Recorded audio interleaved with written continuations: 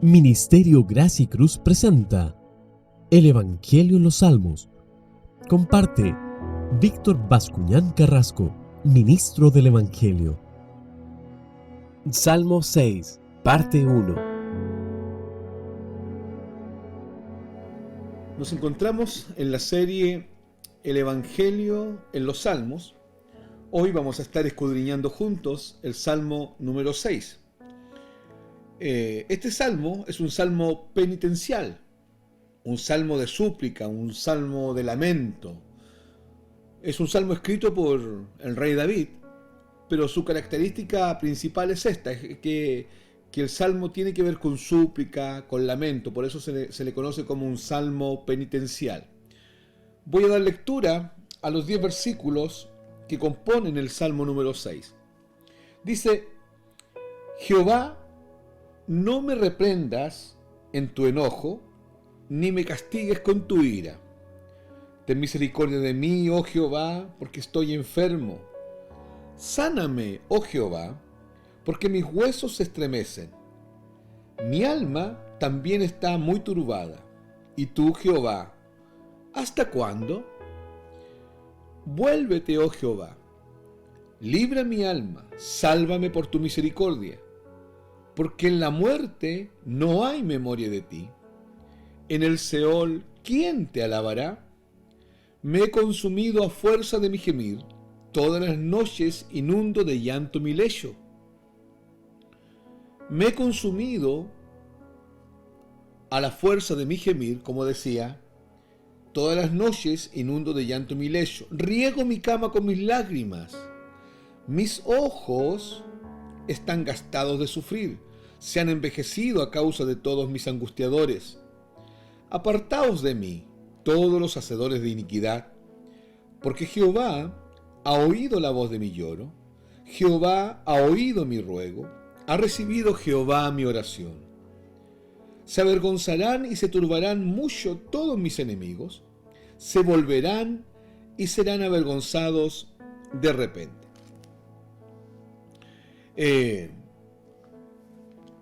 Hemos llamado al salmo de hoy el creyente en medio de la disciplina.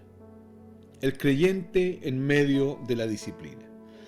Algunos estudiosos de la Biblia han descrito al salmo número 6 como un clamor por misericordia. Y tienen razón, es correcto de alguna forma. La razón es que este hombre, el salmista, ha mirado a su alrededor y ha visto toda la maldad, los niveles de maldad que le rodean. También ha mirado dentro de su propio corazón, ha indagado dentro de su propio ser, ha aprendido a ver su vida frente a la palabra, frente al espejo de la palabra, y el mismo Espíritu le ha mostrado su ser interior y ha visto la condición de su propio corazón y ha reconocido que de ninguna manera es perfecto delante de Dios.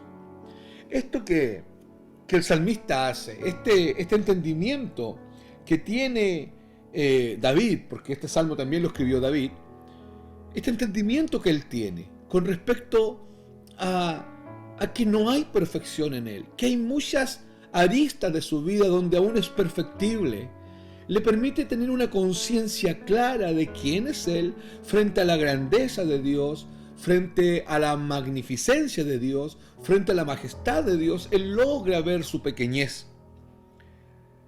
Los salmos anteriores han tenido que ver con la mañana, eran salmos matutinos. El último era un salmo vespertino, el del capítulo 5, han tenido que ver con el atardecer. Pero este salmo, el del capítulo 6, tiene que ver con la noche oscura, tiene que ver con los tiempos difíciles, tiene que ver con el agobio del tiempo difícil. Este salmo está dirigido al director musical de Nejinot sobre Seminit. Se nos presenta aquí un nuevo término, Seminit, que quiere decir sobre la octava. Algunos creen que debía ser cantado por voces masculinas y otros que debía ser acompañado con instrumentos de 8 cuerdas. El Salmo 5, el que vimos anteriormente, como dijimos, era un salmo imprecatorio, se imprecaba, se pedía el actuar de Dios, se pedía el juicio de Dios para los enemigos de David. Pero el Salmo 6 es un salmo, como les dije al comienzo, penitencial. Es un clamor de súplica. Es un clamor de la profundidad de la existencia de David. Es un clamor desde la profundidad de las entrañas de David por misericordia.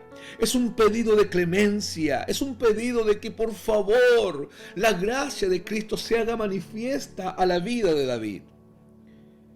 Vamos entonces con atención a escuchar lo que dicen los primeros 4 versículos. Dicen: Señor, no me reprendas en tu enojo, ni me castigues con tu ira. Ten misericordia de mí, Señor, porque estoy enfermo. Sáname, Señor, porque mis huesos se estremecen. Mi alma también está muy turbada. ¿Y tú, Señor, hasta cuándo? Vuélvete, Señor, libra mi alma. Sálvame por tu misericordia. Nos encontramos con muchas súplicas. No me reprendas, no me castigues, ten misericordia de mí. Mis huesos se estremecen, mi alma está turbada. Señor, ¿hasta cuándo? Señor, vuélvete a mí. Salva mi alma, libra mi alma. Sálvame por tu misericordia. Una seguidilla de exclamaciones que hablan de la real condición en la que David se encontraba. Una seguidilla de exclamaciones que nos muestran lo perturbado del momento, lo angustioso, lo difícil de la situación. Y David clama y dice: sálvame, Señor. Sálvame. Ten misericordia de mí. Líbrame. Ahora, en varias de las declaraciones se repite, hay una constante, se repite una expresión: mi alma. Esta expresión en hebreo es nefesh, N-E-P-H-E-S-H, nefesh. Y nefesh está asociado o hace referencia a la vida misma y a lo más profundo de la persona. Hace referencia al espíritu del hombre, hace referencia a lo más recóndito en el ser interior del hombre. Esta expresión hebrea nefesh. Usted y yo podemos ver aquí que el autor fue consciente de su propia necesidad. Y al hacerlo, surge un gran clamor de arrepentimiento. Cuando nos acercamos a la grandeza de Dios por medio del Evangelio, cuando el Evangelio nos está siendo revelado, porque recordemos que el Evangelio no es un punto más de una sistematización de enseñanzas. El Evangelio, al contrario, es el punto donde convergen todas las enseñanzas. El Evangelio, la encarnación de Cristo, la vida, obra, milagros de Cristo, la muerte vicaria, la muerte sustituta de Cristo en la cruz del Calvario, la resurrección de Cristo, la exaltación de Cristo y la segunda venida de Cristo. La sumatoria de estos 6 puntos nos dicen qué es el Evangelio consistentemente y en términos de profundidad bíblica. Y el Evangelio, cuando usted está frente al Evangelio, cuando el Evangelio nos está siendo revelado, cuando desde la cruz viene espíritu de sabiduría y revelación en el conocimiento de Cristo, cuando usted está escudriñando el Evangelio, cuando usted está frente a la enseñanza del Evangelio bíblico, del Evangelio cruz-céntrico, cuando usted está siendo formado en el Evangelio de Cristo, es imposible que el Evangelio de Cristo no muestre la grandeza de Cristo, no nos muestre la gloria de Cristo, no nos muestre la hermosura de Cristo. Ahora, cuando una persona que está siendo formada en el Evangelio de Cristo se encuentra con la majestad de Cristo, con la majestad de Dios, inmediatamente aparece la pequeñez del ser humano. Cuando nos encontramos con la hermosura de Dios, por medio de la revelación del Evangelio, nos encontramos inmediatamente con la fealdad de la propia vida de uno.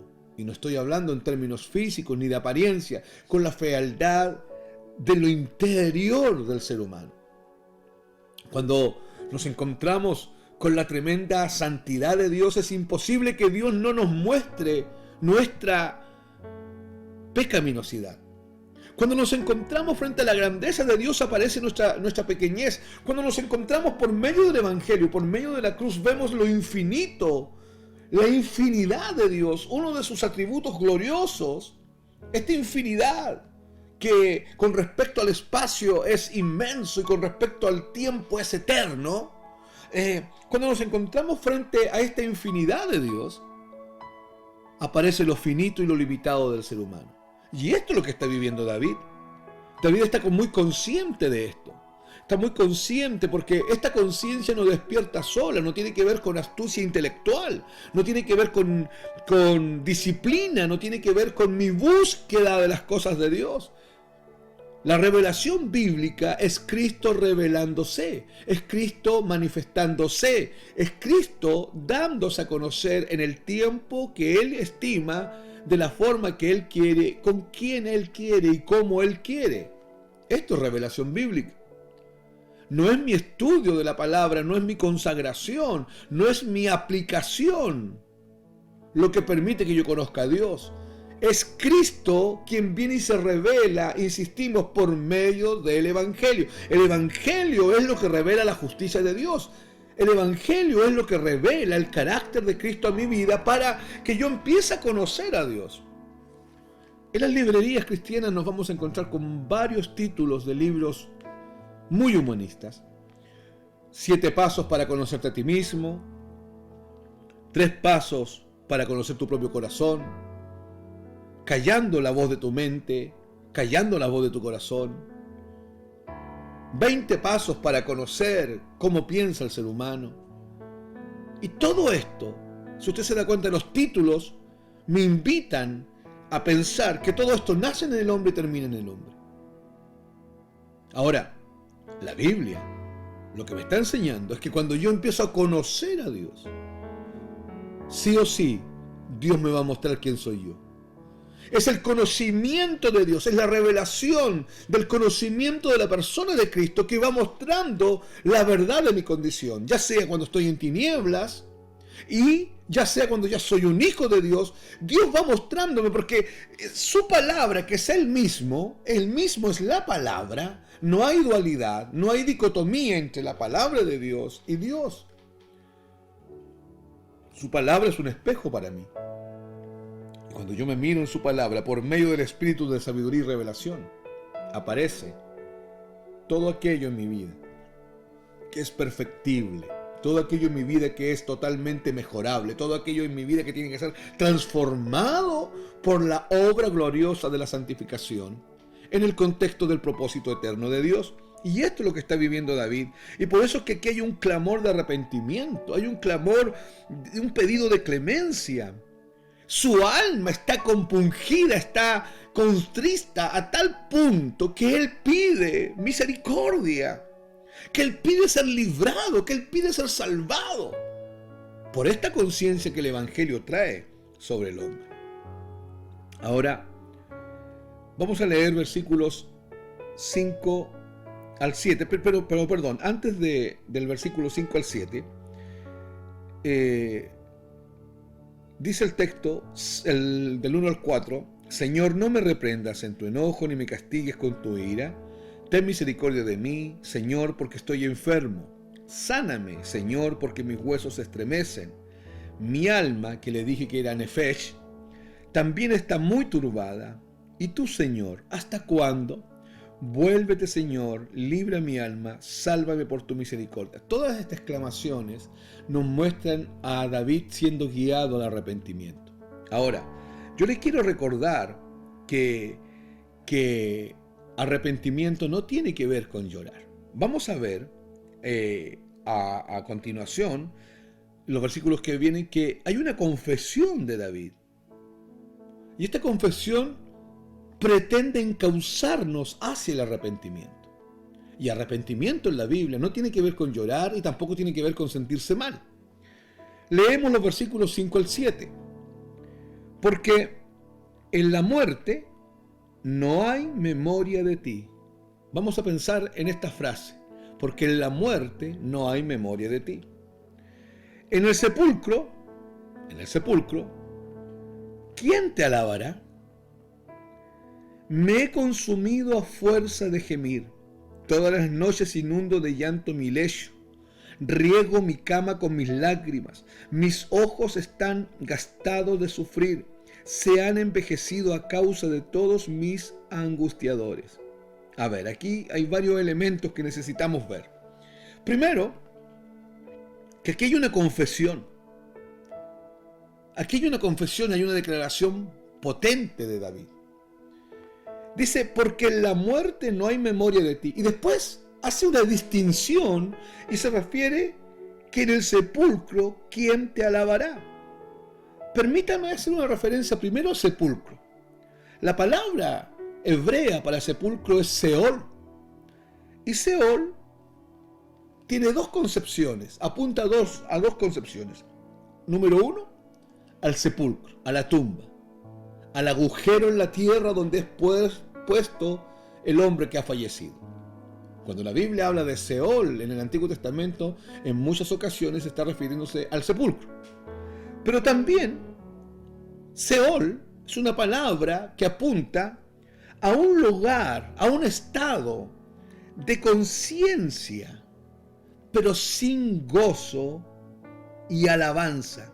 Un lugar que está separado de Dios.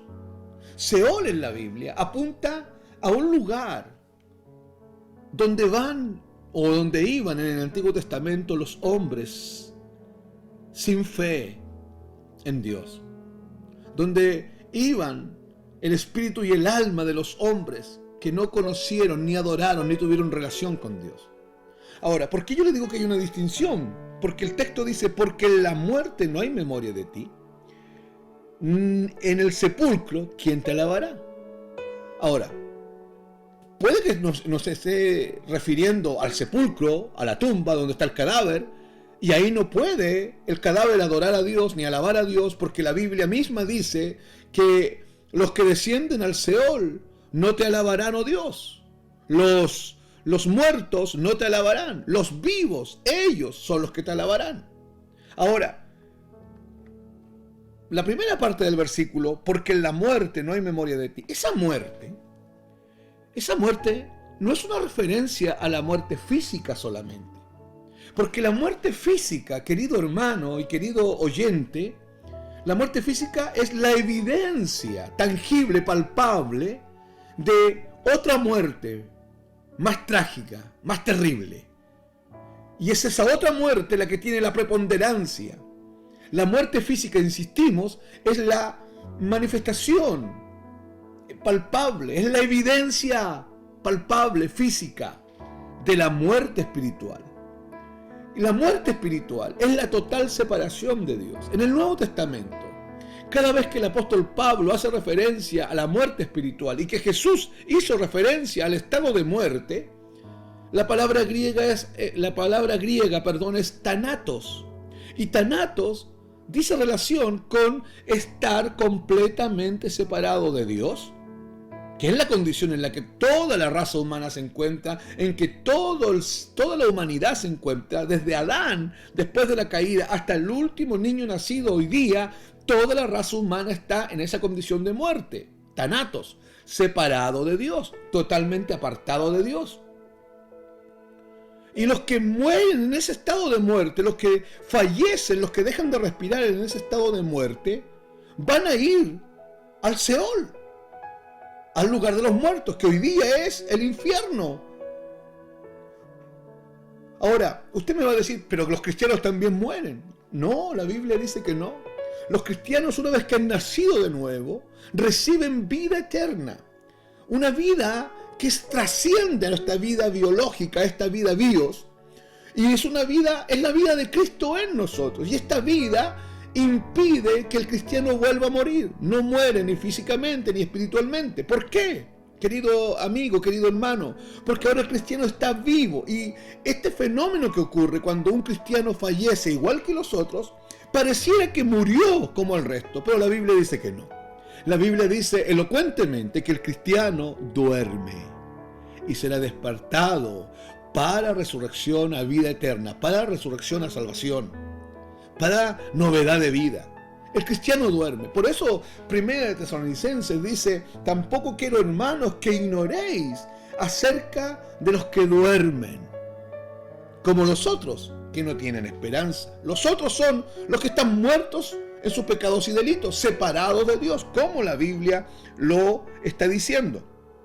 Ahora, el texto dice: no me reprendas en tu enojo, decía el texto anterior, ni me castigues en tu ira. Esto tenemos que traerlo a colación, porque todo aquel que está muerto, esto decía el versículo 1, estamos en el 5 al 7, pero traje a colación el versículo 1 porque ahí dice: no me reprendas en tu enojo, ni me castigues en tu ira. ¿Por qué traemos a colación esto? Porque la ira de Dios, que la hemos explicado en otras ocasiones, que es esta reacción santa y espontánea de Dios frente a todo tipo de maldad, frente a todo tipo de pecado, frente a todo tipo de inmundicia en el ser humano, frente a cualquier y la más mínima manifestación de pecaminosidad. Ahora, esta ira de Dios procede de Dios de acuerdo y en concordancia a su carácter santo, recto, puro, apartado del mal, apartado del pecado. Ahora, ¿por qué estamos hablando de esto? Porque los que están muertos en sus pecados, están separados, tanatos, separados de Dios, están bajo la ira de Dios, y bajo el castigo eterno de Dios, y bajo el juicio de Dios. Ministerio Gracia y Cruz presentó el Evangelio en los Salmos,